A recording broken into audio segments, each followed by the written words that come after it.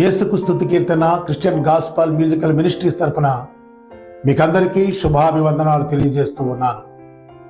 ఈ క్రిస్మస్ పర్వదినాన మీకందరికీ క్రిస్మస్ శుభములు కలుగునుగాక. దేవుడు మీకు మీ కుటుంబాలకు రక్షణ మరియు సమాధానము కలుగజేయునుగాక. దేవుని వాక్యాన్ని చదువుకొని కొన్ని నిమిషాలు ధ్యానం చేసుకుందాం. లూకా సువార్త 2వ అధ్యాయము 10వ వచనం. అయితే ఆ దూత భయపడకుడి, ఇదిగో ప్రజలందరికీ కలగబో మహా సంతోషకరమైన సువర్తమానము నేను మీకు తెలియజేయుచున్నాను. దావీదు పట్టణమునందు నేడు రక్షకుడు మీ కొరకు పుట్టి ఉన్నాడు, ఈయన ప్రభు అయిన క్రీస్తు. 14వ వచనం. సర్వోన్నతమైన స్థలములలో దేవునికి మహిమయు ఆయనకిష్టులైన మనుషులకు భూమి మీద సమాధానమును కలుగునుగాక. ప్రియమైన వారలారా, మరొకసారి మీకు అందరికీ క్రిస్మస్ శుభాకాంక్షలు తెలియజేస్తూ ఉన్నాను. చూడండి, సహజంగా ఈరోజు ప్రపంచవ్యాప్తంగా క్రిస్మస్ పండుగ ఎంతో సంతోషంతో, ఎంతో ఆర్భాటంతో అన్ని చర్చిల్లో మరి ఎంతో ఉత్సాహంగా అందరూ చేసుకుంటూ ఉంటారు, జరుగుతూ ఉన్నాయి. గమనించండి. అయితే క్రిస్మస్ని చేసుకోవడంలో ఉన్న వ్యత్యాసాల గురించి కొన్ని నిమిషాలు మాట్లాడతాను. బాహ్య సంబంధమైన క్రిస్మస్, మరి అంతరంగమైన క్రిస్మస్. గమనించండి, బాహ్య సంబంధమైన అయితే ప్రతి ఒక్కరు క్రిస్మస్కి ఏం చేస్తారంటే కొత్త కొత్త బట్టలు కొనుక్కోవడం, ఇల్లు శుద్ధం చేసుకోవడం, తినుబండారాలు స్వీట్స్ తయారు చేసుకోవడం, ఇలా బాహ్య సంబంధంగా క్రిస్మస్ ఎంతో అద్భుతంగా చేస్తారు. అదే అంతరంగంలో ఉన్న క్రిస్మస్, అంతరంగంలో క్రిస్మస్ ఎలా చేయాలి? అంతరంగంలో క్రిస్మస్ చేయడం అంటే దేవుని యొక్క రక్షణను, ఆ రక్షణ అనుభవాన్ని మనం పొందాలి. దేవుడు అనుగ్రహించే సమాధానాన్ని మనం పొందాలి. ఇక్కడ చదవబడిన వాక్యాల్లో 3 ముఖ్యమైన అంశాలు ఉన్నాయి. చూడండి. మొదటిగా, ఇదిగో ప్రజలందరికీ కలగబోవు, మొదటిది.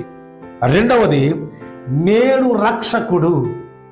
మూడవది, భూమి మీద సమాధానము కలుగునుగాక. చూడండి, పరలోకం నుంచి వచ్చిన దేవదూత మరి ఈ వర్తమానాన్ని తెలియజేస్తుంది. దావీదు పట్టణమునందు నేడు మీ కొరకు రక్షకుడు పుట్టి ఉన్నాడు.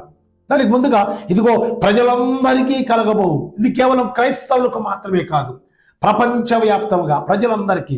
ఇక్కడ ఒక లాజిక్ మనం చూసినట్లయితే, ఇదిగో దేవదూత వచ్చి, ఇదిగో ప్రజలందరికీ కలగబోవు మహా సంతోషకరమైన సువర్తమానము నేడు మీకు తెలియజేస్తున్నాను అంటే, గమనించండి, ప్రజలందరికీ సంతోషకరమైన వార్త తెలియజేస్తుంది. అంటే దీనికి ముందు, ఆ దూత చెప్పడానికి ముందు వారి ప్రజల్లో సంతోషమైన వార్తే లేదు.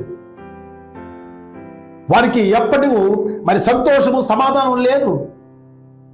వారి హృదయాల్లో ఎప్పుడు దుఃఖమే, వారి కుటుంబాల్లో ఎప్పుడు దుఃఖమే. కారణం, వారికి రక్షణ అనుభవం లేదు, దేవుని యొక్క దర్శనం లేదు, దేవుని యొక్క ప్రవచనం లేదు.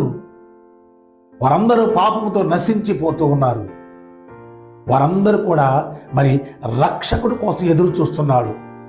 అందుకే ఆ రక్షకుని కూర్చిన వార్తను తీసుకొచ్చింది. కాబట్టి దూత చెప్తున్నమాట, ఇదిగో ప్రజలందరికీ కలగబోవు, అందరికీ కలగబోవు శుభవర్తనం.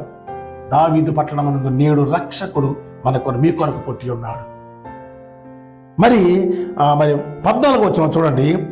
ఆయనకిష్టులైన మనుషులకు భూమి మీద సమాధానం కలుగునుగాక. క్రిస్మస్లో ఉండాల్సిన ముఖ్యమైనది, ప్రజలందరూ ఉండాలి, రక్షణ కలిగి ఉండాలి, సమాధానాన్ని పొందుకోవాలి. నాకు తెలిసి బైబిల్లో చాలా మంది క్రిస్మస్ చేసుకున్నారు. గొల్లలు దేవదూత ద్వారా చెప్పబడి గొల్లలు వెళ్ళి మరి పశువుల శాలలో క్రీస్తును దర్శించి ఆరాధించారు. నక్షత్రం ద్వారా జ్ఞానులు వెళ్ళి యేసయ్యను పూజించి కానుకలు సమర్పించారు. కానీ వీటికంటే కూడా అద్భుతమైన క్రిస్మస్ ఏదైనా ఉందంటే అది సిమియోను చేసిన క్రిస్మస్. చూడండి, యెరూషలేములో సిమియోను ఒక మనుషుడు. అతడు నీతిపరుడును భక్తిపరుడై ఉండి ఇశ్రాయేలీయుల ఆదరణ కొరకు కనిపెట్టినవాడు. అతడు భక్తిపరుడు, నీతిపరుడు, ఇశ్రాయేలీయుల ఆదరణ అంటే ఆయన మెస్సయ్య కోసం ఎదురు చూస్తున్న వాళ్ళలో ముఖ్యుడు. ఈయన నిజమైన క్రిస్మస్ ఆనందాన్ని మొదట పొందిన వ్యక్తి అని ఎందుకు చెప్తున్నానంటే, చూడండి, ఈయనంట మరి యేసుక్రీస్తు ప్రభుని 8వ దినం దేవాలయానికి తీసుకొస్తే ధర్మశాస్త్ర పద్ధతి ప్రకారం సిమియోను ఆత్మవశుడై దేవాలయానికి కొనిపోబడ్డాడు. దేవాలయానికి వెళ్ళి యేసయ్యను చేతిలోకి తీసుకొని ఆయన అంటున్న మాట చూడండి, నాదా ఇప్పుడు నీ మాట చొప్పున సమాధానముతో నీ దాసుని పోనిచ్చుచున్నావు. చివరి చూడండి, నీవు సకల ప్రజల ఎదుట సిద్ధపరిచిన నీ రక్షణను నేను కన్నులారా చూచుచున్నాను. దేవదూత ద్వారా చెప్పబడిన ఆ 3 అంశాలు మరి ఎవరి జీవితంలో జరిగాయంటే సిమియోను జీవితంలో జరిగాయి. అక్కడ చూడండి, సకల ప్రజల ఎదుట, ఏ సకల ప్రజల కొరకు రక్షకుడు పుడతాడని దేవదూత చెప్పిందో ఆ సకల ప్రజల ఎదుట ఇప్పుడు ఆ రక్షణను ఆయన కన్నులారా చూచాడు.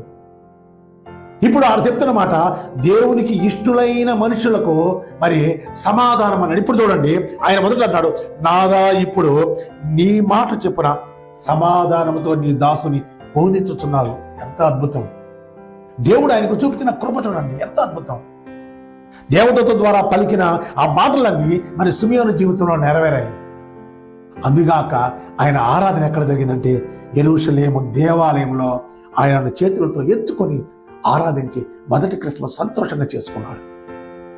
ఈరోజు క్రిస్మస్ ఆరాధించడానికి వెళుతున్న మనము, క్రిస్మస్ ఆరాధనకు వెళ్ళిన మనము నిజమైన హృదయంతో, నిజమైన రక్షణ అనుభవంతో దేవుణ్ణి ఆరాధించామా లేదో ఒకసారి జ్ఞాపకం చేసుకోండి.